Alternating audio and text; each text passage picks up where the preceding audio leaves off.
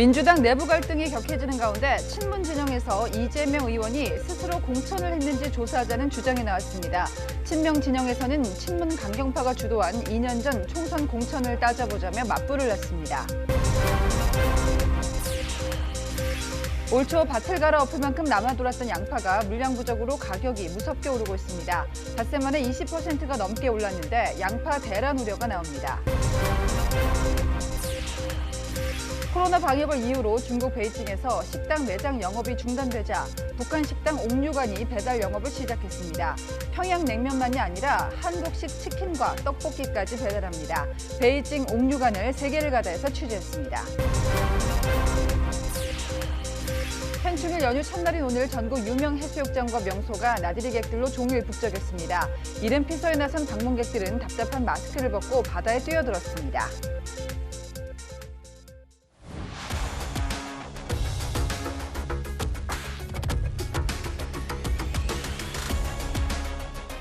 시청자 여러분 안녕하십니까? 뉴스의 조수빈입니다.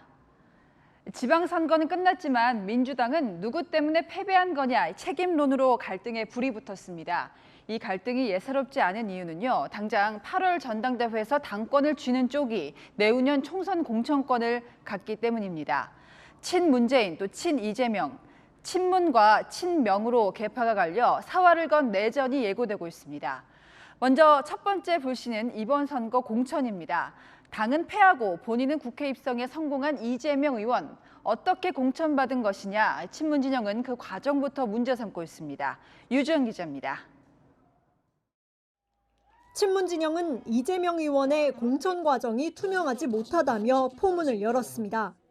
한 친문계 의원은 채널A와의 통화에서 왜 공천이 이렇게 됐는지에 대한 평가가 없이 그냥 넘어갈 수는 없다고 밝혔습니다. 또 다른 친문 의원은 이재명 의원의 개양을 전략 공천은 사실상 셀프 공천이었다고 주장했습니다.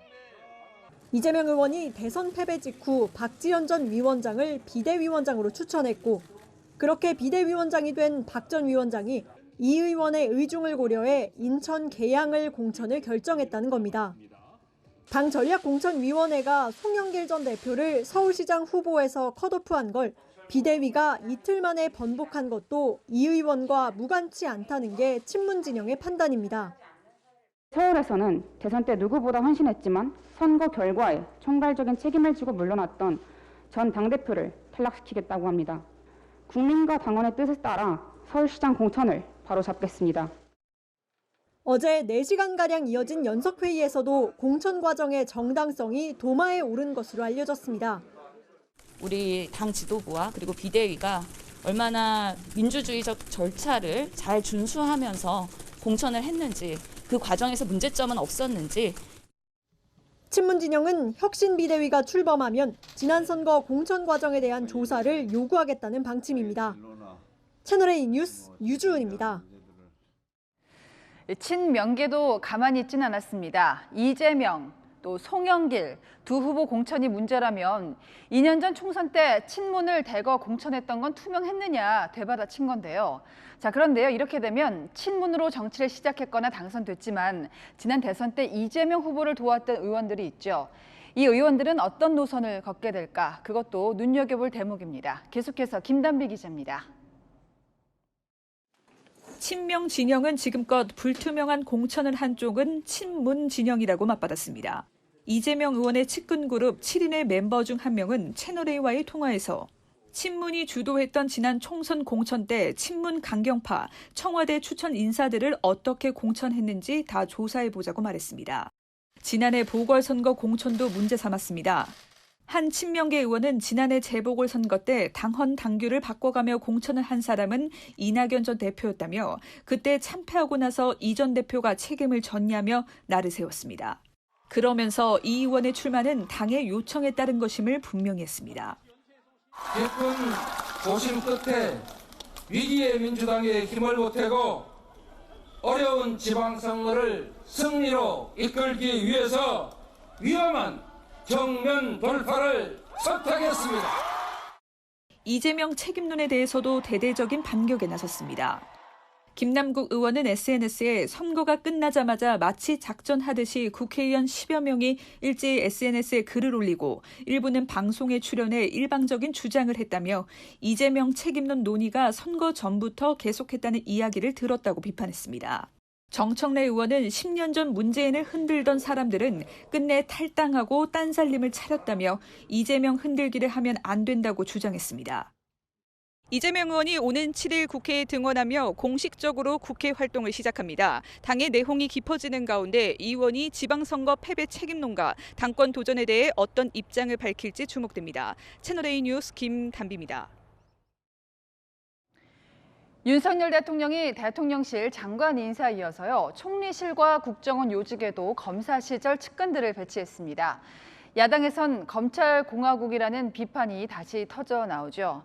대통령실은 법치를 실현하기 위해서 법치 전문가를 기용한 거라고 반박하는데요. 곧바로 자세히 따져볼 거고요. 먼저 정치권 반응은 정한희 기자가 보도합니다. 더불어민주당이 대통령실은 물론 내각과 국가정보원까지 검찰 원팀이 돼버렸다고 비판했습니다. 이제 수사기관에 이어서 모든 권력기관을 사유화하겠다. 이런 정말 노골적인 선포라고 생각합니다. 이 대통령의 독선과 독주에 맞서 싸울 것입니다. 행정부를 통할하는 국무총리를 보좌할 비서실장도 검찰 출신 박성근 변호사를, 국가정보원의 조직과 예산을 담당할 기획조정실장에 조상준 전 서울고검 차장을 임명한 걸 지적한 겁니다. 이미 인사검증도 윤석열 대통령 최측근인 한동훈 장관이 이끄는 법무부가 맡아 검찰의 권력기관 장악이라고 야당은 비판한 바 있습니다. 야권 원로인 박지원 전 국정원장도 균형과 조화를 이뤄야지 무엇이든 치우치면 안 된다고 지적했습니다. 야당의 비판에 대통령실은 악의적인 정치적 프레임이라고 반박했습니다. 대통령실 관계자는 대통령실과 내각의 법과 규정에 따른 원칙 있는 국정 운영을 위해 법 전문가들이 기용되는 것이라고 말했습니다. 문재인 정부에서도 국정원 기획조정실장을 검찰 출신이 맡은 것을 두고도 권력기관 장악이 그때는 아니고 지금은 맞다는 얘기냐고 비판했습니다. 채널A 뉴스 정한입니다. 네, 아는 기자 아자에서 이어가겠습니다. 정치부 송찬욱 기자가 나왔습니다. 자, 앞서 살펴봤습니다만은 대통령실, 정부, 권력기관까지 요직에 검찰 출신이 많다. 이런 지적이 야권을 중심으로 나오고 있는 건데요. 네. 일단 대통령실 입장을 좀 들어볼까요? 네, 이 윤석열 대통령이 늘 강조하는 단어가 있거든요. 예. 그게 뭔지 일단 먼저 들어보시죠. 국민들의 어떤 그 법치와 상식을 되찾으라고 하는 그런 여망을 제가 외면할 수 없고 법치의 원칙을 확고하게 지켜나가겠습니다. 손실보상을 제대로 해주지 않는다면 진정한 법치국가라고 보기 어렵습니다. 네, 보신 것처럼 이 법치에 대한 확고한 의지와 연관이 있다는 게 대통령실의 설명입니다. 네. 그러나 이 대통령실 관계자는 그동안 법 규정보다는 이 대통령 말 한마디에 좌지우지되는 임의적 통치, 권력 남용이 문제가 되었다 이렇게 얘기를 하면서요. 네. 법 전문가의 기용은 윤 대통령의 법치주의 의지를 보여주는 것이라고 설명했습니다. 그러니까 본인이 당선된 이유를 실천하는 것이다. 어찌 보면. 네네. 자, 그런데 이제 논란이 다시 불거져 나온 이유가 이제 국가정보원 조직과 예산을 총괄합니다. 기획조정실장에 네. 검찰 출신이 임명돼서이기도 한데요. 생각해보면 이제 국정원까지 검찰 출신이 갈 필요가 있는가 의구심은 제기되거든요. 네, 바로 그게 야당의 공격 포인트인데 이 자신의 최측근을 이 국정원 기조실장에 임명해서 이 국정원을 장악하려는 것 아니냐 뭐 이런 지적인 건데요. 이에 대해서는요, 대통령실은 문재인 정부도 국정원을 장악하려고 했냐 이렇게 반문을 합니다. 무슨 얘기냐면 이 문재인 정부 초대 국정원 기획조정실장은 이 문 전 대통령의 측근이 검찰 출신 신현수 전 민정수석이 맡았기 때문입니다. 이 후임 역시 검찰 출신 이석수 전 특별감찰관이었습니다. 이 민주당의 비판이 윤 대통령의 인사를 악의적으로 비판하기 위한 정치 프레임에 불과하다는 반응을 대통령실이 보이는 건데요. 또 이번에 국무총리 비서실장으로 임명된 박성근 변호사 역시 검찰 출신이었는데 이 대통령실은 한덕수 국무총리가 노무현 정부 총리였을 때 이 총리실에서 함께 일한 오랜 인연으로 한 총리가 추천한 인사라고 설명했습니다. 그러니까 아무래도 그동안에도 검찰 출신이 뭐 중용된 게 이례적인 건 아니었다 이런 설명을 요약할 수 있는데 네, 그런데 왜 이번 정부 들어서 유독 검찰 출신이 많다 이런 얘기가 부각되는 걸까요? 아무래도요, 이 대통령실에서 이 기존의 검찰 출신이 하지 않던 일을 지금은 검찰 출신들이 꿰찼기 때문이다 네. 이렇게 좀 볼 수 있을 것 같습니다. 이 대통령실의 살림을 책임지는 윤재순 총무비서관, 정부 인사를 담당하는 복두규 인사기획관, 네. 이원모 인사비서관, 그리고 강의구 부속실장 모두 검찰 출신입니다. 물론 과거 정부에서도 이런 총무비서관이나 인사 관련 비서관, 부속실장 등은 대통령의 측근이 주로 맡았는데 네. 아무래도 이게 검찰 출신 대통령이다 보니까 과거 손발을 맞춰본 사람을 중용하는 윤 대통령의 인사 스타일에 따라 이 검찰 출신이 전면 배치된 걸로 볼 수 예. 있습니다. 자, 검찰 출신들이 이렇게 전면에 나서는 거 그래도 네. 좀 걱정할 수 있는 부분 이런 것들은 어떤 게 있을까요? 네. 이 야당의 비판 그동안에 저희가 얘기하고 있는데 이걸 또 새겨 들을 필요도 있을 겁니다. 어떤 내용이냐면 이 민주당 관계자는 대통령과 인연이 있는 측근들만 기용을 하고 있다며 대통령실과 검찰, 국정원이 모두 검찰 출신 원팀이 돼서 잘못을 눈감아 주게 되면 이 부작용이 생길 수밖에 없다고 지적을 했습니다. 물론 대통령실에서도 검찰 출신이 다른 정부 때보다 많다는 걸 인식하지 못하는 건 아닙니다. 그러나 이 능력 위주 인사를 강조해왔던 만큼 검찰 출신 인사들이 대통령실 얘기대로 이 능력을 정말 발휘할지는 저희가 지켜봐야 할 것 같습니다. 능력을 보여줘야만이 논란이 불식되겠군요. 지금까지 아는 기자였습니다. 네, 김기현 국민의힘 의원 검수완박 법안을 저지하는 과정에서 법사위원장석을 점거했다 이런 이유로 국회 징계를 받았었습니다. 한 달 동안 국회 출석이 정지됐는데요. 어제 헌법재판소가 김 의원 징계를 잠정 중단하라고 결정했습니다. 박건영 기자입니다. 검수완박 법안 통과를 두고 여야가 대치한 국회 법제사법위원회 회의실. 국민의힘 의원들이 법사위원장 진입을 막는 동안 비어있는 위원장 자리엔 김기현 국민의힘 의원이 앉아 있었습니다. 더불어민주당은 김 의원이 의사 진행을 방해했다며 징계를 요청했고 국회 본회의 표결을 거쳐 30일간 국회 출석 정지라는 징계가 내려졌습니다. 김 의원은 국회 윤리위원회를 거치지 않고 본회의에 징계안을 붙인 건 절차 위반이라며 헌법재판소에 징계 효력을 멈춰달라는 가처분 신청을 냈습니다. 절대 이 법이 통과돼서는 안 된다는 당연한 의지를 가지고 저항권을 행사했습니다. 어제 헌법재판소는 재판관 전원 일치 의견으로 김 의원에 대한 징계 효력 중지를 결정했습니다. 국회 모든 회의에 출석을 막는 징계는 국회의원의 가장 중요하고 본질적 권한인 법률안 심의 표결권에 중대한 손해를 입힌다고 본 겁니다.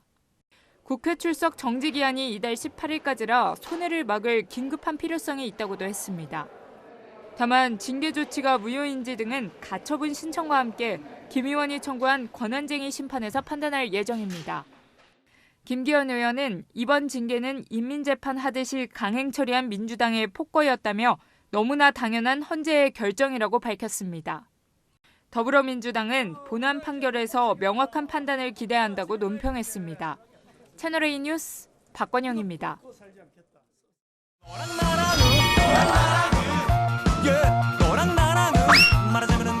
네, 여랑야랑 정치부 최선 기자가 나와 있습니다. 첫 번째 주제 볼까요? 네, 진실게임, 빈칸이 공천이네요. 지금 앞서 리포트에서도 다뤘던 민주당 내 갈등 얘기하는 거죠? 네, 지방선거 패배 이후에 친문 진영에서는 이재명 의원의 명분 없는 출마가 패인이었다며 누가 이 의원을 공천했는지 밝혀야 한다고 주장하고 있는데요. 심지어 이재명 의원이 사실상 셀프 공천한 것이라는 얘기까지 나왔습니다. 반대로 이재명 의원은 당의 요청에 따른 출마라는 점을 강조했었습니다.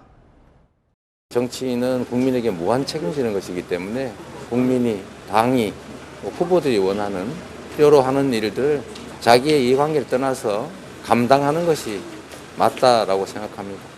당연히 이재명 의원뿐 아니라 송영길 전 대표, 서울시장 후보한테도 화살이 돌아가지 않겠습니까? 네, 친문 의원을 중심으로 이재명 의원의 셀프 공천은 물론 컷오프 이후로도 서울시장 후보가 된 송영길 전 대표에 대한 공천 과정에도 의심을 품고 있습니다. 누군가의 영향력에 의해서 하루아침에 다시 없던 일이 되고 그래 결국은 서울시장 후보가 되지 않습니까? 여기에 정세균계 의원이자 전략공천위원장이었던 이현욱 의원도 전략공천이 결정 없이 비대위에서 이재명 의원을 공천한 것은 사실이라며 진실게임에 가세했습니다. 예. 그러면 이제 이재명 의원 측이 반응을 내놓을 차례인데 가만히 있지는 않을 것 같은데요. 네, 친이재명계 의원들은 최대한 말을 아끼는 분위기지만 속은 부글부글했습니다. 네. 친이재명계 한 의원은 통화에서 비대위에서 총괄선대위원장까지 맡기면서 울며 겨자 먹기로 나선 것인데 이건 친문의 사당화 프레임 만들기라고 맞섰고요. 철험회 소속 김용민 의원은 SNS에 문제점을 파악하지 못하는 국회의원들과 당 의사결정에 관여하는 사람들은 이제 정신을 차려야 한다고 지적했습니다. 예, 단순히 출마가 아니라 이제 지역이 뭐 분당 같은 곳이 아니라 인천 계양을이었던 것도 그게 문제가 됐던 건데 너무 입장이 엇갈리거든요. 셀프냐, 당이 부른 거냐. 접점이 없어 보이는데 당시 상황을 좀 객관적으로 돌아볼까요? 네, 당시 비대위는 충분한 시간을 갖고 이 의원의 전략공천을 논의하지는 못했습니다. 예. 지금까지는 비대위에서 이 관련 논의를 한 번도 한 적이 없습니다. 두 분 비대위원장께서 그 사이 그러한 대화가 있었고 동의하고 수락했다. 그러다 보니 이런저런 이야기가 나오는 건데요. 공천 과정을 조사한다는 게 쉬운 일은 아닌 만큼 양측의 공방은 계속될 것 같습니다. 네, 아무래도 이제 공천은 정치인들 사이에서 가장 핫 이슈이기 때문에 끝까지 이제 좀 설전이 오고 갈 것 같습니다. 두 번째 주제 보겠습니다. 사저를 지켜라. 문재인 전 대통령 양산 사저 앞 상황인데 여전히 집회 때문에 시끄럽다고요? 네, 지난 1일 경찰이 집회 금지를 통보하고 첫 주말이었는데요. 보수 유튜브 채널을 봤더니 상황은 이전과 비슷했습니다. 사저에서 문 전 대통령을 보좌하는 한 비서관은 주말에는 시위자들이 더 몰려 사저는 비상이라고 전했습니다. 문 전 대통령 측이 이제 고소장까지 냈는데도 통하지 않았고 아무래도 동네 분들 피해가 좀 걱정되는데요. 네, 시위대는 밤낮으로 확성기에 욕설을 하고요, 장송고까지 틀고 있고요. 심지어 살인 협박도 했습니다.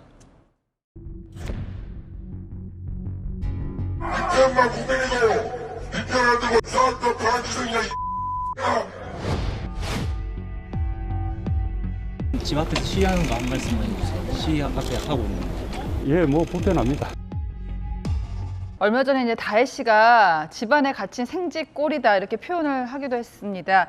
민주당 의원들이 좀 이 시위를 막는 개정안을 냈다고요. 네, 최근 양산 사저 앞에 집회를 막기 위한 민주당 의원들의 움직임도 활발해졌습니다. 네. 한병도 의원 등 청와대 출신 의원들은 집회나 시위를 할 때 개인 명예를 훼손하거나 인격권, 사생활을 해치는 행위 등을 금지한다는 내용을 담았고요. 앞서 정청래 의원 등은 전직 대통령 사저를 시위 금지 장소에 추가하는 내용의 개정안을 발의했습니다. 윤영찬 의원은 유튜브 측에 원색적인 욕설, 협박을 스트리밍하며 수익을 창출하는 것에 대한 우려를 전달했습니다. 네. 집회의 자유는 헌법상 권리지만요, 타인의 일상생활까지 파괴하는 의사표현 방식은 좀 더 성숙해질 필요가 있다는 비판도 나옵니다. 지금까지 여랑야랑이었습니다. 영화 공작, 우리가 북한에 보냈던 공작원, 흑금성의 실화를 모티브로 했는데요. 여기서 배우 이성민 씨가 연기했던 리호남이라는 인물이 있습니다. 북한에서는 공화국 영웅으로 추켜 세울 만큼 우리 쪽의 여러 간첩 활동을 진두지휘했는데요. 11년 전을 기억하십니까? 농협과 국정원 전산망이 해킹될 뻔한 사건. 그 배우도 바로 이 리호남이다. 검찰이 지목했습니다. 김지윤 기자입니다. 2018년 개봉한 영화 공작입니다. 흑금성이란 암호명으로 활동한 안기부 대북공작원의 실화를 소재로 했습니다. 영화에서 북한 외화벌이 일꾼으로 흑금성과 접촉하는 리명우는 실존 인물인 북한 정찰총국 공작원 리호남을 모델로 했습니다. 왕국에서는 어떤 물건을 사고자 하십니까? 흑금성은 당시 남한의 군사기밀 등을 리호남에게 넘기려다 붙잡혀 징역 6년형을 선고받았습니다. 최근 검찰은 지난 2011년 농협과 국가정보원 전산망 해킹을 시도한 일당 5명을 기소했습니다. 이들의 배후엔 북한 공작원 리호남이 있다고 지목했습니다. 검찰은 농협의 한국정부 비자금이 차명으로 숨겨져 있다는 미확인 정보를 입수한 일당이 북한 해커를 동원해 이 돈을 빼내 나눠 가지려 했다고 봤습니다. 리호남은 중국 단둥에서 만난 이들에게 북한 해커를 소개해주고 해킹에 필요한 추가 자료 확보를 지시했던 겁니다. 중국 단둥과 베이징에서 진행한 해킹 시도는 농협 전산망 방화벽에 막혀 실패로 돌아갔습니다. 검찰은 수년에 걸친 수사 끝에 검거한 일당 5명을 지난해 6월부터 지난달까지 국가보안법 위반 등의 혐의로 재판에 넘겼습니다. 하지만 이런 사실은 첫 기소 1년 만에 확인됐습니다. 5명 중 구속 기소된 3명은 구속기간이 끝나 석방됐고 법원에선 이들에 대한 1심 재판이 진행 중입니다. 채널A 뉴스 김지윤입니다. 윤석열 대통령을 테러하겠다 이런 예고글이 온라인에 또 올라왔습니다. 이번에는 평범한 대학생이었는데요. 구체적으로 시도한 건 없습니다. 그렇지만 병사 월급 200만 원 이 공약을 안 지켰다고 그랬답니다. 이솔 기자입니다. 윤석열 대통령 자택에 테러를 하겠다며 예고하는 글을 올린 사람이 검거됐습니다. 경찰이 19살 대학생 A씨를 경남 거제시 거주지에서 검거한 건 오늘 새벽. A씨는 그제 오후 김건희 여사의 팬카페에 3일 오전 6시 대통령 자택을 테러하겠다는 글을 올렸습니다. 이 글에는 김 여사를 위협하는 내용도 포함돼 있었습니다. 국가정보원에 신고가 접수되자 경찰은 작성자 IP를 추적해 이틀 만에 검거했습니다. 대학교 1학년 휴학생인 A씨는 윤 대통령이 병사 월급 200만 원 지급 공약을 안 지킨 것에 대한 불만으로 글을 올렸다고 진술했습니다. 병사 봉급 200만 원에는 우리 병사들은 많이 기대를 했는데 지금 이거 어떻게 돼갑니까?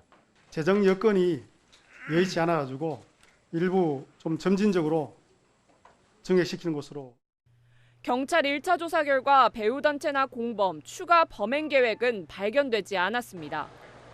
A씨가 장난으로 올린 글 때문에 경찰은 어제 서울 서초동 윤 대통령 자택 근처에 경찰 특공대를 배치하기도 했습니다. 경찰은 협박 혐의 등을 수사한 뒤 A씨를 석방할 예정이라고 밝혔습니다. 채널A 뉴스 이솔입니다.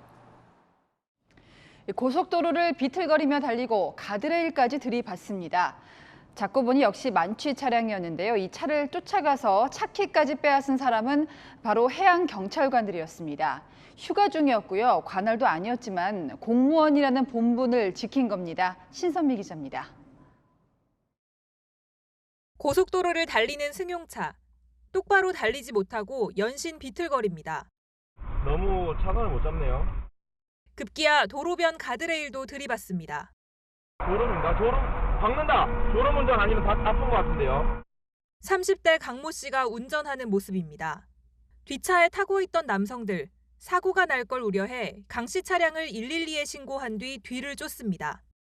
추격전은 7km나 이어지고 톨게이트 근처에서 차를 세웁니다. 어머니 멈춰보세요! 어머니 멈춰보세요! 멈췄어요! 차에서 내려 강 씨를 운전석 밖으로 나오게 한 남성들.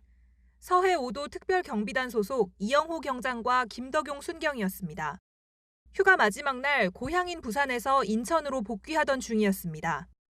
속력이 조금 있는 편이었고 옆에서 운전하는 이제 큰 차량에도 이제 부딪힐 뻔한 상황들이 몇 번 있어서 멈춰 세워야겠다고 생각을 하면서 일단 따라갔었습니다. 강 씨가 술에 취한 걸 확인하고 차키를 뽑은 뒤 출동한 고속도로 순찰대에 넘겼습니다. 물어보니까 음주를 했다고 시인을 하시더라고요. 그렇게 해서 내리게 한 다음에 차키를 뽑게 됐습니다. 음주 측정 결과 강 씨는 면허 취소 수준의 만취 상태였습니다. 휴가 중에도 수상한 모습을 지나치지 않은 해양 경찰관들의 눈썰미에 더 큰 사고를 막을 수 있었습니다. 채널A 뉴스 신선미입니다. 네, 안 오른 거 없이 다 올랐다지만 이건 좀 심합니다. 양파값이요 불과 닷새 만에 20%가 넘게 올랐습니다. 특히 양파 없이는 맛을 낼 수 없는 중국집들이 비상인데요. 갑작스러운 양파 대란, 그 이유가 뭔지 조윤선 기자가 알아봤습니다. 지난 2월 수확량이 너무 많아 가격 폭락 걱정에 밭을 갈아엎었던 양파. 그런데 불과 석 달 만에 너무 비싼 문제인 정반대 상황이 됐습니다. 실제로 14,000원 하던 15kg짜리 양파 도매가는 닷새 만에 4,000원이나 올랐습니다. 양파를 많이 쓰는 중식당은 바로 직격탄을 맞았습니다. 해마다 이런 시점에는 보통 이제 18kg, 15kg 이래 들어오면 8,000원, 9,000원, 10,000원 이래 들어왔어요. 요새 들어오는 것이 22,000원에 들어와요. 양파를 안 줄 수 없고. 그리고 짜장, 짬뽕은 양파에 들어가는 양이 안 들어가면 음식의 그 맛을 낼 수가 없으니까. 동네 장사라 양파 사용을 줄일 수도 없자 인건비라도 줄일 수밖에 없습니다. 오늘도 주방에 한 사람 직원을 쉬게 하고 내가 일을 해요. 껌비를 안 끼고 내가 하루 일을 하면 재료를 사가지고 유지를 하려고. 가게는 이게 도저히 뭐 지탱하기가 힘든 상태죠. 양파 가격이 갑자기 폭등한 건 날씨 탓입니다. 5월은 양파가 본격적으로 크는 시기로 15도에서 20도 사이 온도와 충분한 수분이 필요합니다. 그런데 올해 5월 평균 강수량은 평년 대비 고작 6.1%에 그친 데다 이른 더위까지 더해져 양파 농사를 망친 겁니다. 여기다 중국산 수입 양파가 코로나 장기 봉쇄로 산지 생산이 크게 줄어든 것도 가격 폭등에 한몫했습니다. 결국 지난 3월 8,000원대까지 떨어졌던 양파값은 5월 들어 갑자기 로켓처럼 튀어오르더니 이제 18,000원까지 뚫은 겁니다. 지난주 정부는 배추와 무, 마늘, 양파 등 34,000톤을 6, 7월 동안 미리 비축한 뒤 가격이 잡히지 않는다면 물량을 풀겠다고 밝혔습니다. 하지만 정작 사들여야 할 양파는 금값이 됐고 물량마저 귀해진 상황. 봄에 갈아엎었던 양파밭에 대한 아쉬움 속에 올해 양파 대란은 피하기 어려워 보입니다. 채널A 뉴스 조현선입니다.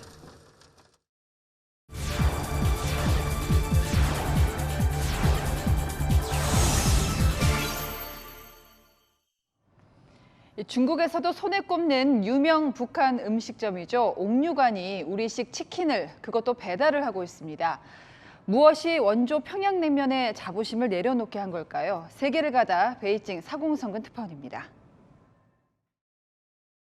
지난 5월 1일부터 베이징에 있는 모든 식당들은 매장 내 취식이 전면 중단됐습니다. 식당 내 코로나19 전파 우려 때문인데요. 이곳 한인타운에 있는 대부분의 식당들은 평일 점심시간인데도 문을 닫았습니다. 당국의 강력한 방역 통제 속에 베이징에선 감염자 발생이 줄면서 출퇴근과 대중교통 이용은 가능해졌습니다. 하지만 등교와 식당 내 식사는 여전히 허용되지 않고 있습니다. 21만 곳 넘는 베이징의 식당은 모두 생계를 위협받고 있습니다. 우리 교민들이 운영하는 한식당들을 찾았습니다. 배달이 가능한 메뉴들을 개발해 장사를 이어가고 있습니다. 하지만 매장 영업을 할 때와 비교하면 턱없이 부족합니다. 매출이 한 70%가 줄었는데 인건비하고 임대료도 낼 수 없는 형편이거든요. 이렇게 말씀드리기가 좀 심각하지만 거의 지금 죽기 일부 직전까지 와 있는 상태입니다. 베이징에 있는 북한 최고급 음식점 옥류관도 정문이 굳게 닫혔습니다. 한 달 넘는 통제를 버티지 못하고 선택한 변화는 배달 영업. 之前好像是没有在外卖软件上弄过，什么时候上的呀？这个5月底上的才有个10来天才。 배달 어플을 통해 옥류관의 음식들을 직접 주문해봤습니다. 매장에서 팔던 평행 온반과 불고기 등 전통 요리와는 거리가 먼 배달 전용 요리들이 보입니다. 도착한 음식들은 평양냉면과 함께 떡볶이와 치킨입니다. 양념에 간장과 마늘치킨까지 한국 배달 음식의 맛과 비슷합니다.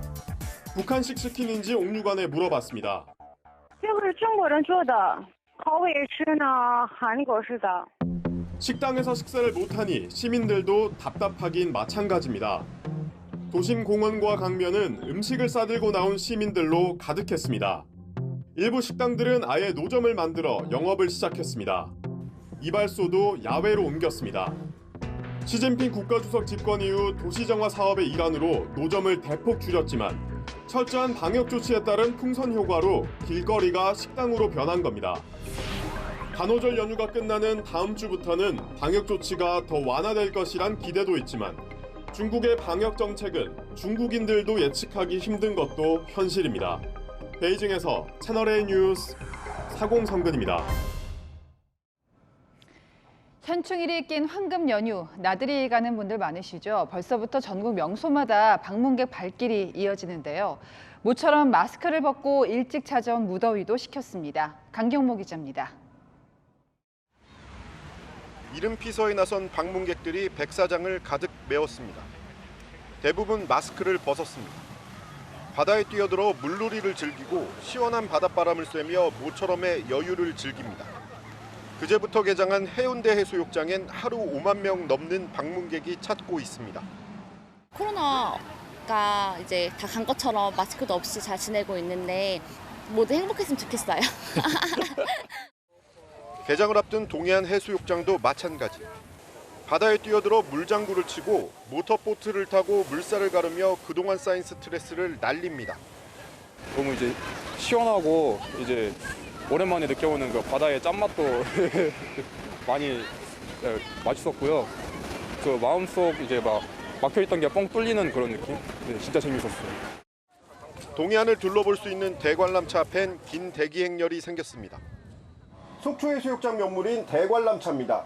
해수욕장 전경을 한눈에 볼 수 있는데요. 1시간 넘게 기다려야 탈 수 있습니다. 전통시장도 몰려든 관광객들로 발 디딜 틈이 없습니다. 상인들 얼굴에는 웃음꽃이 피었습니다. 이제 코로나도 어느 정도 많이 없어지는 것 같고 마스크도 좀 벗었으니까 이제 더욱 더 많이 올 것 같습니다. 시장에 많이 오세요. 나들이 차량이 몰리면서 전국 고속도로는 하루 종일 몸살을 앓았습니다. 도로공사는 전주보다 32만 대 늘어난 자동차 562만 대가 고속도로를 이용한 것으로 보고 있습니다. 코로나의 긴 터널에서 벗어나 웃음과 행복이 가득했던 하루였습니다. 채널A 뉴스 강경모입니다. 네, 사람의 세계에선 노인이 어린아이의 싱그러움을 쫓아갈 수 없지만 식물, 특히 나무만큼은 나이 들어갈수록 울창하고 멋지고 아름답죠. 속도 그럴까요? 이 서울 곳곳에 평균 300살 넘은 나무들, 사람처럼 속이 골진 않았는지 어디 부러진 데는 없는지 한번 들여다봤습니다. 장하연 기자입니다. 도로 가운데 뿌리 내린 커다란 나무. 조선시대 이후 584년을 살아 지난 1968년 서울시가 보호수로 지정한 느티나무입니다. 나무에 금속 센서를 붙이고 특수 망치로 센서를 두드리자 컴퓨터 화면에 내부 모습이 표시됩니다. 짙은 색은 건강한 부분, 연한 색은 비어있거나 연약한 곳입니다. 센서가 음파가 도달하는 시간 차이를 측정해 내부 상태를 살펴보는 겁니다. 사람으로 따지면 CT 검사를 하는 것과 비슷합니다. 사람으로 말하면 약간 골다공증이 일부 들어와 있는 건 사실이에요. 지속적으로 보호 관리를 계속해서 해줘야 될 필요는 있죠. 나무 내부를 특수 드릴로 추가로 확인해 보겠습니다. 여기 괜찮으세요? 그래프가 일직선으로 나타나는데요. 겉으로 보기엔 멀쩡해 보이지만 속은 비어있는 걸 나타냅니다. 1981년 보호수로 지정된 수령 367세 느티나무. 지난해 큰 가지가 부러져 치료를 받았습니다. 특수 센서를 꽂고 나무가 잘 회복되고 있는지 확인합니다. 여기 상처가 난 부분이 있는데 네네. 이런 부분들이 지금 1년 조금 지났는데 네. 잘 아물고 있어요. 수령 884세 방학동 은행나무를 비롯해 서울시가 지정한 보호수는 204그루. 평균 나이는 300살이 넘습니다. 하지만 지난해 10월 돌풍에 115년 된 보호수가 쓰러지는 등 나무 상태가 약해지자 서울시는 대대적인 정밀 진단에 나서기로 했습니다. 원래는 일상적인 유지 관리를 하고 있었지만 이제 나이도 많이 들고 어르신 나무들의 건강을 위해서 내부 진단을 진행하게 되었습니다. 서울시는 정밀 진단에서 문제가 발견되면 수술 등 특별 관리를 할 방침입니다. 채널A 뉴스 장하연입니다.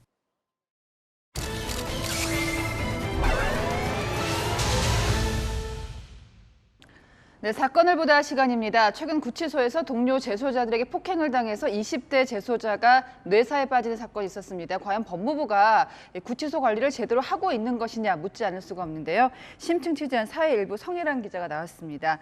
자, 재소자들끼리 시비가 붙는 경우는 있습니다만 그 정도가 아닙니다. 이 폭행한 이유 자체가 이해가 되지 않는데요. 네, 그렇죠. 이 사건 일단 지난달 21일로 거슬러 올라갑니다. 이날 아침 인천구치소 재소자의 아버지가 인천의 대학병원에서 전화 연락을 받습니다. 의사가 상태죠. 심장이 20%가 멈췄다니까요. 그러면 모든 장기가 다 손상을 받게 돼 있어요. 구치소 같은 방을 쓰는 재소자 2명에게 목을 가격당한 건데 점호 시간에 쉰 목소리를 냈다는 게 동료 재소자에게 맞은 이유였습니다. 전날에도 이 피해자를 때린 가해자들이 쉰 목소리 때문에 전날의 폭행이 탈로 날까 봐 그랬다는 겁니다.